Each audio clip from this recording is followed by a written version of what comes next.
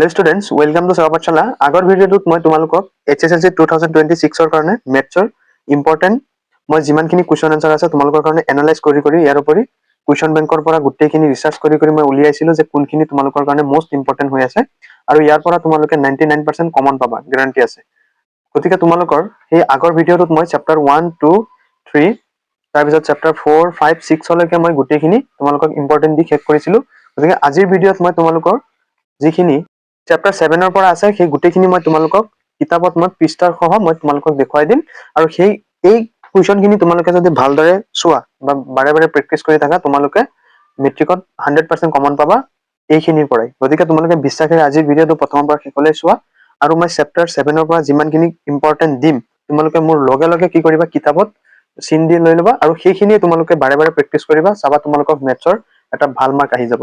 গতিকে আমি ফাৰ্স্ট আজি স্টাৰ্ট কৰো 7 নম্বৰ যেটো চেপ্টাৰ আছে চোৱা স্থানাঙ্ক জ্যামিতি 7 নম্বৰ চেপ্টাৰ স্থানাঙ্ক জ্যামিতিৰ পৰা তোমালোকে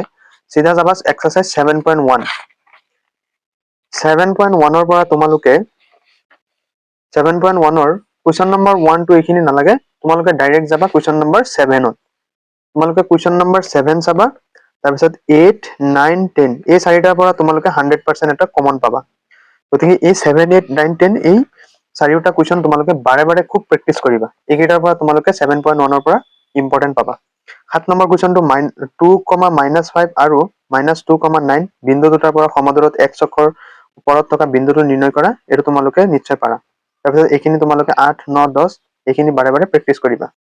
ইয়াৰ পিছত আমি আগবাঢ়ো অনুশীলনী 7.2 লৈকে এটা চেপ্টাৰৰ পৰা তোমালোকে উদাহৰণ চাব নালাগে হা তাৰ পিছত এক্সাৰসাইজ 7.2 ৰ তোমালোকে কোৱেশ্চন নম্বৰ 4 চাবা 7.2 206 পৃষ্ঠা কোৱেশ্চন নম্বৰ তোমালোকে 4 চাবা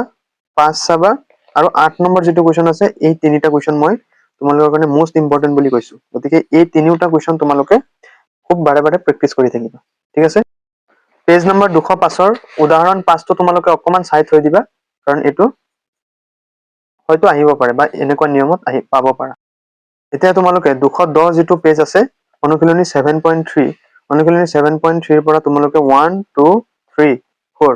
এই চাৰিটা কোৱেশ্চন তোমালোকে বাৰে বাৰে প্ৰেক্টিস কৰি থাকিবা এটোৰ পৰা এইখিনি তোমালোকে কমন পাবা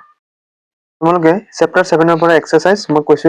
আৰু এটা বস্তু চাবা উদাহৰণ নোট আছে উদাহৰণ নোট চাবা আৰু এক্সাৰসাইজ 7.1 ৰ এইখিনি চাবা 7.2 এইখিনি চাবা আৰু 7.3 1 2 3 4 এইখিনি চাবা ওকে এতিয়া আমি নেক্সট আগবাঢ়ো চেপ্টাৰ 8 ত 8 নম্বৰ যেটো চেপ্টাৰ ত্ৰিকোণমিতিৰ পৰিচয় এই চেপ্টাৰটোৰ পৰা তোমালোকে উদাহৰণখিনি মই ফাৰ্স্ট কৈ লওঁ তোমালোকে উদাহৰণ 1 2 4 6 7 8 তাৰ পিছত 13 14 এইখিনি তোমালোকে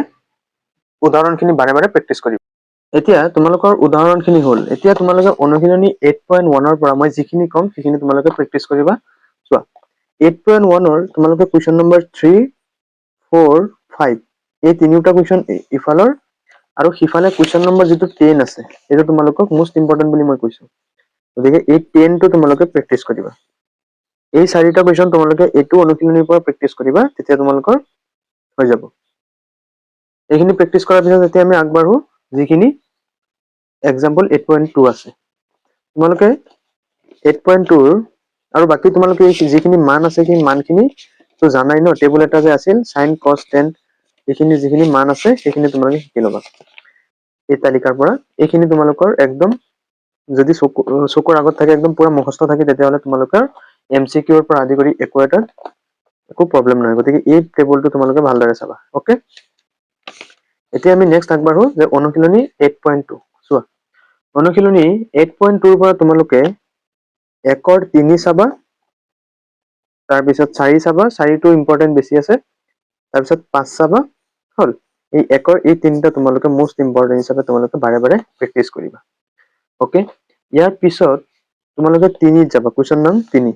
কোৱেশ্চন নম্বৰ 3 তোমালোকে 1 আৰু 2 দুয়োটা খুব প্ৰেক্টিস কৰিবা ইয়াৰ পৰা তোমালোকে যিকোনো এটা কমন পাবা এটো 1 আৰু 3 1 আৰু 2 কোৱেশ্চন নম্বৰ 3 ঠিক আছে এতিয়া আমি নেক্সট আগবাঢ়ো চোৱা এতিয়া তোমালোকে অনুশীলনী 8.3 ৰ পৰা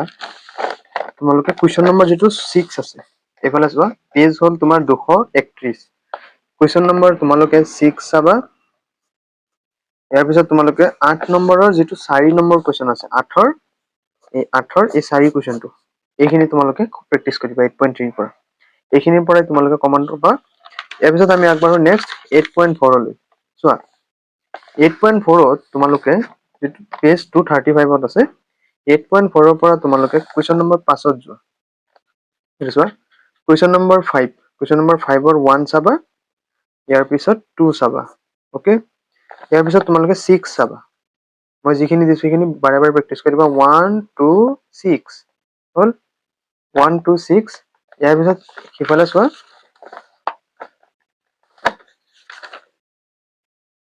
তোমালোকে আৰু চাবা 7 আৰু 8 চাবা 7 আৰু 8 এইখিনি চাবা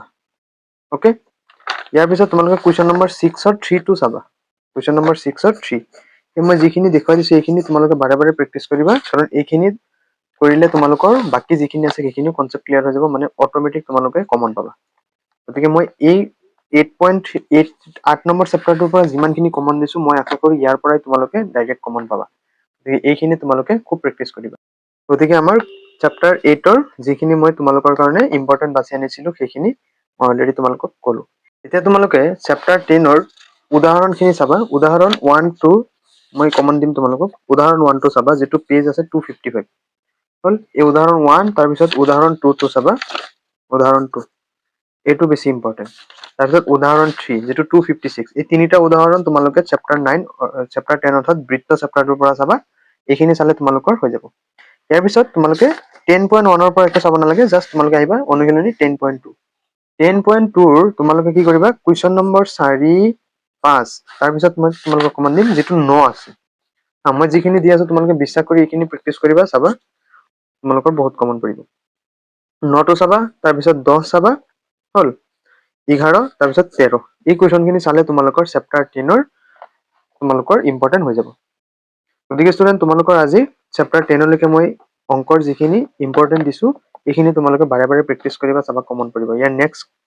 ভিডিঅ'ত মই তোমালোকৰ যিখিনি বাকি ৰৈ যোৱা অংকখিনি মই তোমালোকক দেখাম চেপ্টাৰখিনি গতিকে তোমালোকে আজি মই যিখিনি ইম্পৰ্টেন্ট দিছো সেইখিনি তোমালোকে খুব বিশ্বাসেৰে তোমালোকে বাৰে বাৰে প্ৰেক্টিছ কৰা চাবা এইখিনিৰ পৰাই তোমালোকৰ কমন পৰিব মই টোটেল তোমালোকৰ 90 টা মান কুৱেশ্যন এনেকে কমন দিম মই যিখিনি ৰিচাৰ্চ কৰি তোমালোকৰ কাৰণে মই ধুনীয়াকৈ উলিয়াইছো তোমালোকে 90 টা কুৱেশ্যনো যদি প্ৰেক্টিছ কৰা তোমালোকৰ আৰামছে মেট্ৰিকৰ মেথছৰ পেপাৰত লেটাৰ থাকিব গতিকে চিন্তাৰ একো কাৰণ নাই তোমালোকে জাস্ট মই যিখিনি দিছো তোমালোকে সেইখিনি বাৰে বাৰে প্ৰেক্টিছ কৰা তোমালোকে এতিয়া কি কৰিব লাগিব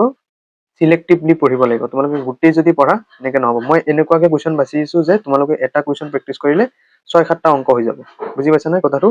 গতিকে সেই কাৰণে মই বাৰে বাৰে কৈ আছো তোমালোকে এইখিনি বাৰে বাৰে প্ৰেক্টিছ কৰি থাকা গতিকে আজিৰ ভিডিঅ'টো লাইক কৰি থবা ইয়াৰ নেক্সট পাৰ্টত মই ৰৈ যোৱা অংকখিনি দেখুৱাম গতিকে আজিলৈ আহিছো থেংক ইউ